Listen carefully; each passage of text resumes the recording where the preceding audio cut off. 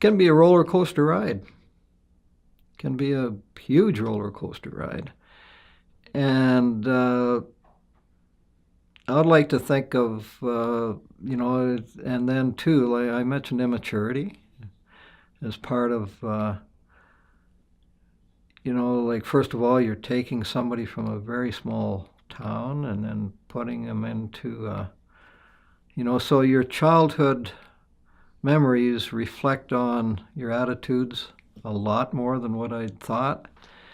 And, but in saying roller coaster, it's so easily, I spent a year playing with the Washington Capitals and then coming to Winnipeg, and my whole, I should even, go back to say about when I first started, the experience of driving, to unknown areas and regions, and having a car that you don't know is going to make it or not, and then so many things, and then going into cities that you're totally unaware of, and so the whole adventure was an adventure, and you got to do what you got to do. I mean, I wanted to play hockey, and you sacrificed and you did what you had to do to play. And along the way, when I say, a roller coaster, yeah, absolutely, because you can't get any higher than being with the Stanley Cup winning team. Going to Philadelphia was really wonderful. Not to mention all the, my stops in Weyburn and along the way, but just the pro end of it. Then you get traded, and that was a crusher to me. I mean, somebody doesn't want you, and that to me does a lot more to people than what you know. And they should actually have, in my mind, they should have psychologists. They should have been involved in different things for players, I'm sure they do now, dealing with it. But here you're on your own to deal with things, and so your mind can play tricks on you sometimes, and then the grass seems to be greener on the other side of the fence until you get there, and then it's kind of the same. So you kind of level out, and then I went from Palm, you've got Palms, in Los Angeles we had Bob Pulford was the coach, and you've got palm trees around there, and when you've got too many players, you got to satisfy everybody. And I recall having, one of the players that I was competing against was a kid that they only played against the teams that were, well, not really all that good.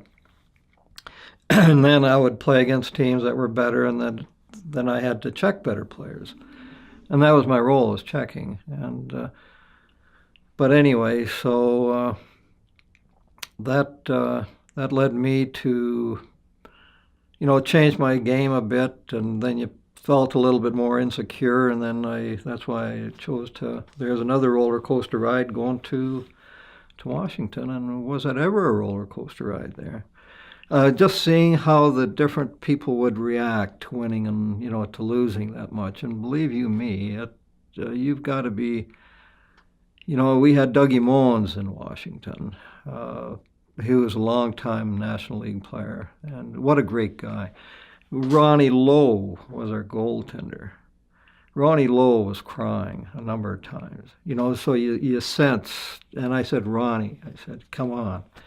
I said, this might be the best thing for, can be the best thing for players, that really care about the game. The ones that don't care, that think it's a goof off type of thing, losing so many games and just laughing about it, they're going to move on. But the way you are, you're going to be a career hockey player, and you're going to have a good career from it. And so I think it teaches people how to have a good attitude, and no matter what circumstance you're in.